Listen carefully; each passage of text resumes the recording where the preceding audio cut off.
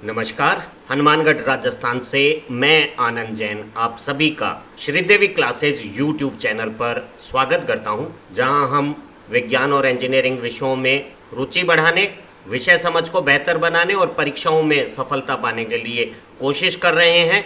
आज हमारी प्लेलिस्ट भौतिकी में विषय ऑप्टिक्स में जानते हैं गोलीय दर्पण से परावर्तन के बारे में, समझते हैं reflection from spherical mirror and will understand the concept, और जानेंगे दोनों अवतल और उत्तल दर्पण कॉनकेव और कॉन्वेक्स मिरर में इमेज की फॉर्मेशन, प्रतिबिंब का निर्माण किस तरह से होता है। तो शुरू करते हैं गोलीय दर्पण से परावर्तन का अध्ययन। जब प्रकाश किरण किसी समतल चमकीली सतह से टकरा के वापस उसी माध्यम में मुड़ जाती है तो इसे हम प्रकाश का परावर्तन, रिफ्लेक्शन कहते हैं। जिस चमकदार सतह से प्रकाश वापस करता है उसे परावर्तक सतह कहते हैं। आने वाली प्रकाश की किरण को आपतित किरण, परावर्तन के पश्चात जाने वाली किरण को परावर्तित किरण कहते हैं और परावर्तक पृष्ठ के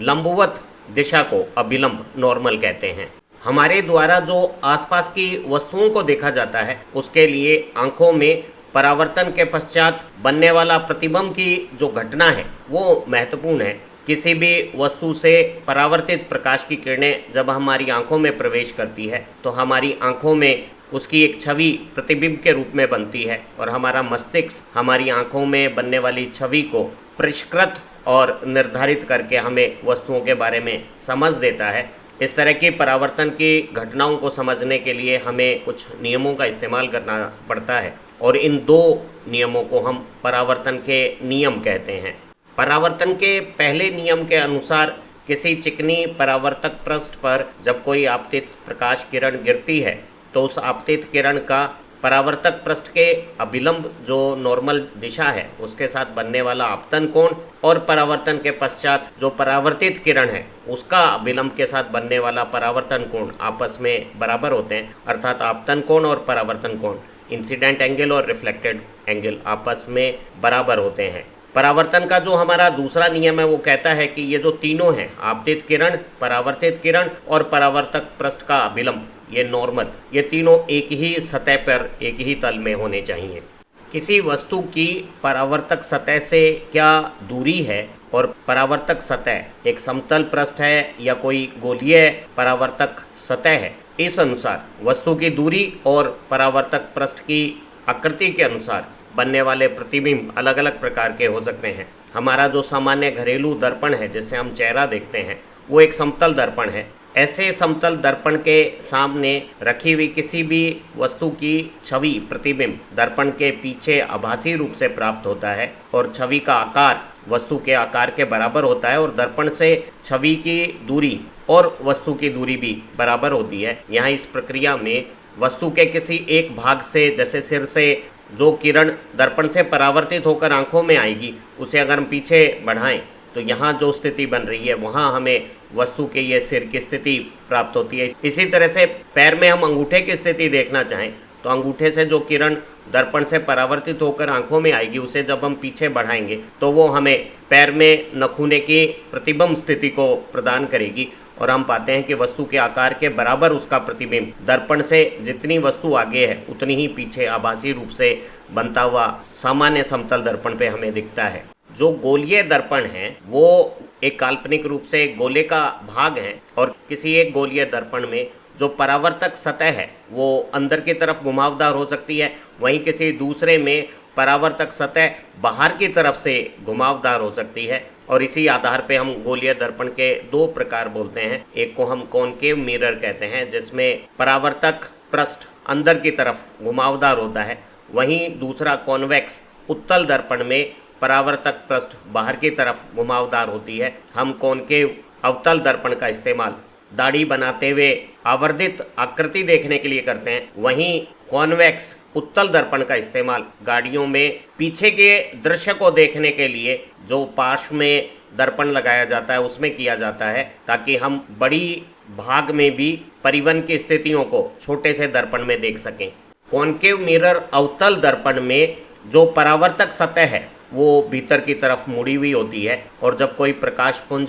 अनंत से आता हुआ अवतल दर्पण से टकराता है तो परावर्तन के पश्चात प्रकाश किरणें एक बिंदु पर इकट्ठी हो जाती है, और इस प्रकाश किरणों को एकत्र करने के गुण के कारण अवतल दर्पण को या कॉनकेव मिरर को हम अभिसारी दर्पण कन्वर्जिंग मिरर भी कहते हैं। वहीं कॉन्वेक्स मिरर उत्तल दर्पण ऐसे गोलीय दर्पण है जिनकी परावर्तक सतह बाहर की ओर घुमावदार होती है, और ऐसे दर्पणों में अनंत से आई हुई समांतर प्रकाश किरणें परावर्तन के पश्चात बिखर जाती हैं। इस तरह के दर्पण को हम अपसारी डाइवर्जिंग मिरर कहते हैं। और ऐसे उत्तल दर्पणों से, कॉन्वेक्स मिरर से जब किसी वस्तु का प्रतिबिंब बनता है तो वो पर्दे पे प्राप्त नहीं किया जा सकता है, उसे हम एक आभासी काल्पनिक प्रतिबिंब कहते हैं, जो सीधा और आकार में छोटा मिरर के पीछे बनता है, दर्पण के पीछे बनता है। हमारी परीक्षाओं में अवतल दर्पण, कॉनकेव मिरर और उत्तल दर्पण, कॉन्वेक्स मिरर से परस्पर तुलना के प्रश्न पूछे जाते हैं। तो अवतल दर्पण, कॉनकेव मिरर ऐसा गोलीय दर्पण है जिसकी परावर्तक पृष्ठ अंदर की तरफ घुमावदार है। वहीं कॉन्वेक्स उत्तल दर्पण में यही परावर्तक पृष्ठ बाहर की तरफ घुमावदार है, और जब मुख्य अक्ष के समांतर अनंत से आपतित किरणें आती हैं तो वो कॉनकेव अवतल दर्पण में तो एक जगह इकट्ठी हो जाती हैं, अपसरित होती हैं, कन्वर्ज होती हैं। वहीं कॉन्वेक्स उत्तल दर्पण से ये परावर्तन के पश्चात बिखर जाती हैं, डाइवर्जेंट हो जाती है, अपसरित हो जाती हैं। तो कॉनकेव मिरर कन्वर्जिंग मिरर है, अभिसारी दर्पण है, और कॉन्वेक्स मिरर डाइवर्जिंग मिरर है, अपसरित करने वाला, फैलाने वाला, बिखेरने वाला दर्पण है। गोलीय दर्पण चाहे अवतल दर्पण हो या उत्तल दर्पण हो, कॉनकेव मिरर हो या कॉन्वेक्स मिरर हो, उनकी समझ बनाने के लिए उन्हें अध्ययन करते समय कुछ तकनीकी भाषावली आना जरूरी है। किसी गोलीय दर्पण के लिए वक्रता केंद्र, सेंटर ऑफ कर्वेचर से शुरू करते हैं। जैसे हमने पहले कहा था, गोलीय दर्पण की जो परावर्तक सतह होती है वो एक गोले का हिस्सा है, चाहे वो कॉनकेव अवतल दर्पण हो या कॉन्वेक्स उत्तल दर्पण हो। जो हमारा दर्पण है वो एक काल्पनिक गोले का भाग है, और इस काल्पनिक गोले का जो केंद्र है उसे हम वक्रता केंद्र, सेंटर ऑफ कर्वेचर कहते हैं। सेंटर ऑफ कर्वेचर को हम कैपिटल सी लेटर से, अंग्रेजी के सी लेटर से दर्शाते हैं, और इस वक्रता केंद्र से गोलीय दर्पण के ऊपर की कोई भी स्थिति एक समान दूरी पे होती है, और इस दूरी को वक्रता त्रिज्या, रेडियस ऑफ कर्वेचर, जैसे कैपिटल आर से प्रदर्शित करते हैं, कहते हैं। एक गोलीय दर्पण में जो बीच की स्थिति है, जो मध्य स्थिति है, उसे हम ध्रुव कहते हैं, पोल कहते हैं, और इसे कैपिटल पी से इंकित करते हैं। तो यहाँ कैपिटल पी से इंकित ये क्रमशः अवतल दर्पण कॉनकेव मिरर का और ये उत्तल दर्पण कॉन्वेक्स मिरर का ध्रुव है, और दोनों दर्पणों में ये आगे की तरफ वक्रता केंद्र है और उत्तल दर्पण में पीछे की तरफ वक्रता केंद्र है। दर्पण के मध्य बिंदु ध्रुव और वक्रता केंद्र को जोड़ने वाली ये जो रेखा है, इसे दर्पण की मुख्य अक्ष, प्रिंसिपल एक्सिस कहते हैं। जो यहाँ अवतल दर्पण कॉनकेव मिरर के लिए और कॉन्वेक्स उत्तल दर्पण के लिए ध्रुव और वक्रता केंद्र को जोड़ने वाली ये जो रेखा है वो मुख्य अक्ष, प्रिंसिपल एक्सिस है। एक दर्पण में वो लंबाई जिसकी प्रकाश किरणें दर्पण से परावर्तित होती हैं, वो दूरी, वो लंबाई दर्पण का द्वारक, अपर्चर कहलाता है। तो यहाँ ये जो लंबाई हमने दिखाई है वो इस दर्पण का द्वारक, अपर्चर हो गया है, और इतनी दूरी की सभी प्रकाश किरणें दर्पण के द्वारा परावर्तित होंगी। एक गोलीय दर्पण में अनंत से आने वाली मुख्य अक्ष के समांतर आने वाली ये जो प्रकाश किरणें हैं वो सभी गोलीय दर्पण से परावर्तन के बाद, अगर ये दर्पण अवतल दर्पण है, कॉनकेव मिरर है, तो मुख्य फोकस से होकर गुजरेंगी। वहीं अगर ये कॉन्वेक्स उत्तल दर्पण है तो सभी मुख्य अक्ष के समांतर आने वाली प्रकाश आपतित किरणें परावर्तन के पश्चात ऐसा आभास देती हैं कि वो सब की सब दर्पण के पीछे जो मुख्य फोकस है वहाँ से आ रही हैं। हम दर्पण के मुख्य फोकस को कैपिटल एफ लेटर से दर्शाते हैं, और एक कॉनकेव अवतल दर्पण के लिए ये दर्पण के सामने होता है, वहीं एक उत्तल दर्पण के लिए, कॉन्वेक्स मिरर के लिए मुख्य फोकस दर्पण के पीछे की तरफ होता है। एक दर्पण में ध्रुव और मुख्य फोकस को जोड़ने वाली ये जो दूरी है इसे हम फोकस दूरी कहते हैं। तो यहाँ एफ पी अवतल दर्पण की फोकस दूरी है, और इसी चित्र में ये जो पी एफ दूरी है वो इस उत्तल दर्पण की फोकस दूरी हो जाएगी। किसी वस्तु से आने वाली प्रकाश की आपतित किरणें जब गोलाकार सतह से परावर्तन के बाद आपस में अगर किसी एक स्थिति या बिंदु पर मिलती हैं तो उस स्थिति या बिंदु पर वस्तु की प्रतिबिंब या छवि का निर्माण होता है। गोलीय दर्पणों से प्रतिबिंब के निर्माण के लिए हम कुछ विशेष नियमों की पालना करते हैं और उन नियमों की मदद से किसी वस्तु का गोलीय दर्पण से किस प्रकार का प्रतिबिंब का निर्माण होता है वो ज्ञात किया जा सकता है। यदि आपतित किरण जो वस्तु से आ रही है वो मुख्य अक्ष के समांतर आ रही है तो वो दर्पण से परावर्तन के पश्चात अगर ये अवतल दर्पण है तो मुख्य फोकस से होकर गुजरेगी, जैसे कि ये दो काली आपतित किरणें मुख्य अक्ष के समांतर हैं और दर्पण से परावर्तन के पश्चात ये दोनों मुख्य फोकस से होकर गुजर रही है। अगर ये दर्पण अवतल के बजाय उत्तल दर्पण होता तो परावर्तन के पश्चात ये किरणें उत्तल दर्पण के मुख्य फोकस से आती हुई प्रतीत होती। इसी तरह से अगर कोई आपतित किरण जैसे कि ये भूरे रंग से दर्शाई गई है वो आते समय फोकस से होकर दर्पण पर गिरती है तो दर्पण में परावर्तन के पश्चात ये मुख्य अक्ष के समांतर वापस जाएगी, जैसे कि यहाँ ये भूरे रंग की आपतित किरण परावर्तन के पश्चात मुख्य अक्ष के समांतर दिखाई जा रही है। हमने जाना कि कोई आपतित किरण अगर मुख्य अक्ष के समांतर दर्पण पर आपतित होती है तो वो परावर्तन के पश्चात मुख्य फोकस से होकर गुजरती है। वहीं कोई आपतित किरण अगर मुख्य फोकस से होकर दर्पण पर गिरती है तो परावर्तन के पश्चात वो मुख्य अक्ष के समांतर परावर्तित होती है। इन दो के अलावा हम दो और नियमों का प्रयोग करके गोलीय दर्पण से बनने वाले प्रतिबिंबों के निर्माण को ज़्यादा बेहतर तरीके से समझ सकते हैं। अगर कोई आपतित किरण गोलीय दर्पण के वक्रता केंद्र से सेंटर ऑफ कर्वेचर से होकर आपतित होती है तो वो दर्पण से पुनः पुराने रास्ते पे ही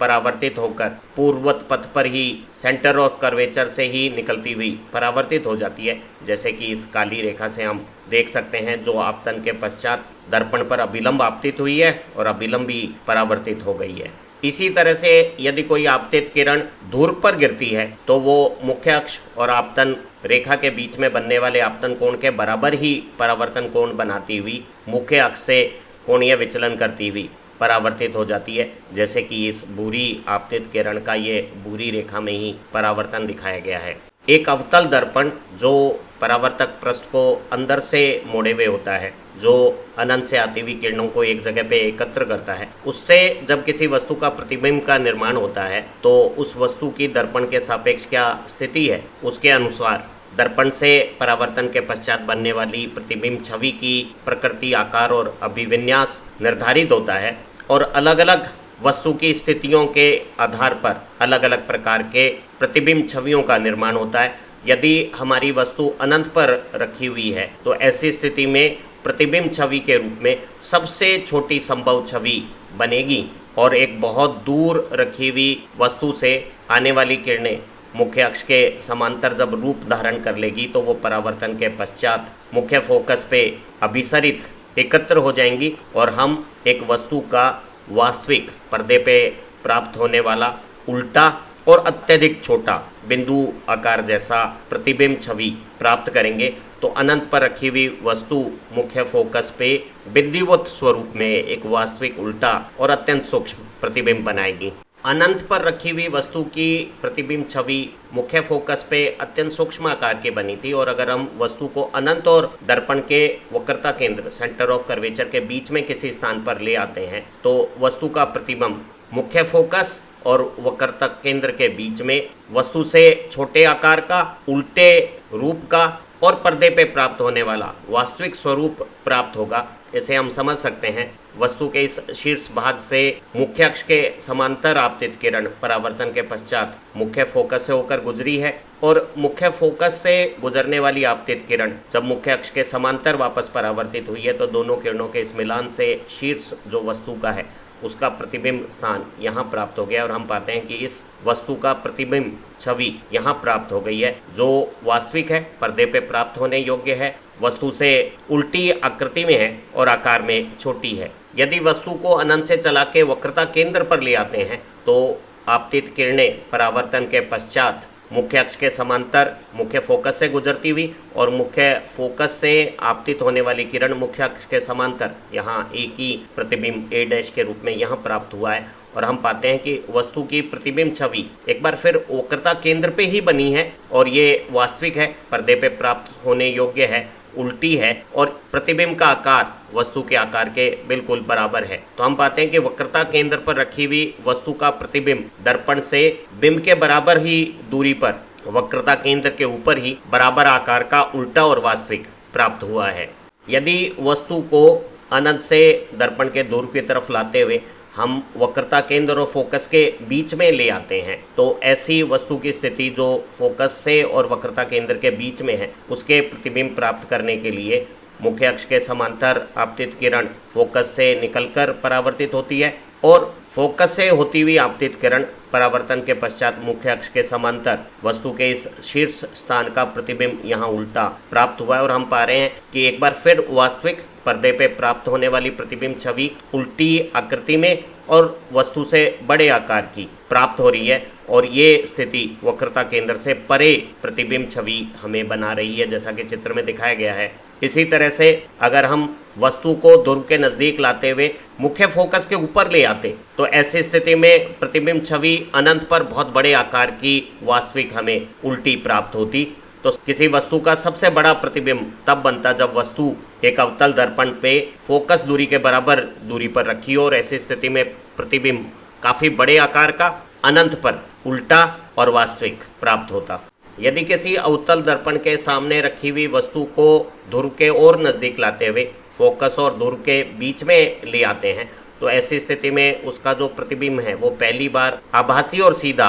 दर्पण के पीछे बनने लगेगा जिसे हम पर्दे पे प्राप्त नहीं कर पाएंगे। इसे हम समझ सकते हैं आपतित किरण जो मुख्य अक्ष के समांतर है वो मुख्य फोकस से होकर परावर्तित होकर गुजरती है और इसे पीछे अगर बढ़ाया जाए तो वो यहाँ इस दूसरी वक्रता केंद्र से आने वाली आपतित किरण जो वापस इसी पथ पे वापसी करेगी उसके पीछे बढ़ाने पे कटान बनाती है। तो ये जो बिंब का शीर्ष है वो प्रतिबिंब के रूप में यहाँ प्राप्त होता है और हम पाते हैं कि किसी वस्तु का अगर वो अवतल दर्पण पे ध्रुव और फोकस दूरी के बीच में रखी हुई है तो उसका प्रतिबिंब दर्पण के पीछे सीधा आभासी और आवर्धित बनेगा। हम इस गुण का इस्तेमाल अवतल दर्पण का ये गुण दाढ़ी बनाते हुए आवर्धित छवि देखने या डेंटिस्ट द्वारा आवर्धित छवि देखने के लिए इस्तेमाल किया जाता है। जहां अवतल दर्पण फोकस और अनंत के बीच में बिंब की स्थिति पर वास्तविक और उल्टा प्रतिबिंब बनाता है और फोकस और ध्रुव के बीच में बिंब की स्थिति पे दर्पण के पीछे एक आभासी आवर्धित प्रतिबिंब बनाता है, वहीं उत्तल दर्पण सदैव दर्पण के पीछे आभासी और आकार में छोटे और सीधे प्रतिबिंब बनाते हैं। हम किसी उत्तल दर्पण के लिए कैसा प्रतिबिंब बनेगा वो वस्तु की क्या दर्पण के सापेक्ष स्थिति है उसके आधार पर समझ सकते हैं। अगर वस्तु अनंत पर रखी हुई है तो उससे आने वाली आपतित किरणें मुख्य अक्ष के समांतर होंगी और वो दर्पण के इस बाहर से मुड़ी हुई परावर्तक पृष्ठ पे परावर्तन के पश्चात बिखरेगी और ऐसा प्रतीत होगा कि ये सभी परावर्तित किरणें दर्पण के पीछे जो मुख्य फोकस है वहाँ से आती हुई प्रतीत होंगी और हम पाएंगे कि अनंत पे रखी हुई वस्तु का एक आभासी सीधा और अत्यंत छोटा बिंदु स्वरूप प्रतिबिंब यहाँ दर्पण के पीछे मुख्य फोकस पर प्राप्त हो जाएगा। एक उत्तल दर्पण कॉन्वेक्स मिरर हमेशा सीधा आभासी और छोटे आकार का प्रतिबिंब बनाता है। यदि हमारा वस्तु अनंत पे है तो ये बिंदु स्वरूप का अत्यंत सूक्ष्म आकार का मुख्य फोकस पर सीधा आभासी प्रतिबिंब बना था और अगर हम वस्तु को अनंत से ध्रुव की तरफ ले आते हैं तो किसी भी एक स्थान पर वस्तु का अगर प्रतिबिंब हम देखें तो मुख्य अक्ष की समांतर आपतित किरण परावर्तन के पश्चात दर्पण के पीछे के मुख्य फोकस से आती हुई प्रतीत होती है। इसी तरह से दूर पर गिरने वाली आपतित किरण बराबर आपतन कोण के बराबर परावर्तन कोण बनाती हुई वापस परावर्तित होगी और अगर हम इन्हें पीछे बढ़ाएंगे तो ये शीर्ष की प्रतिबिंब छवि यहाँ प्राप्त हुई है और हम पाते हैं कि एक वस्तु की सीधी आभासी और छोटे आकार की प्रतिबिंब छवि दर्पण के पीछे बन गई है और उत्तल दर्पण के ये गुण वाहनों के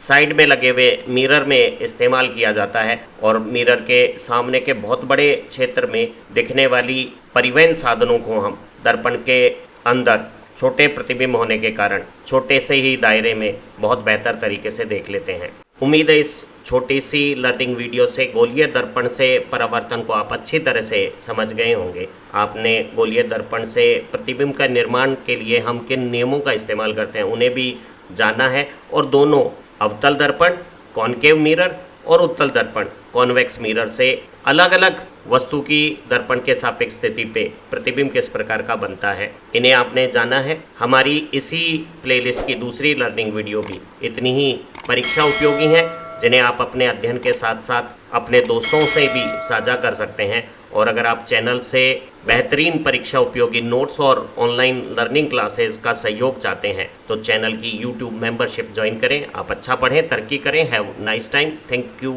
वेरी मच।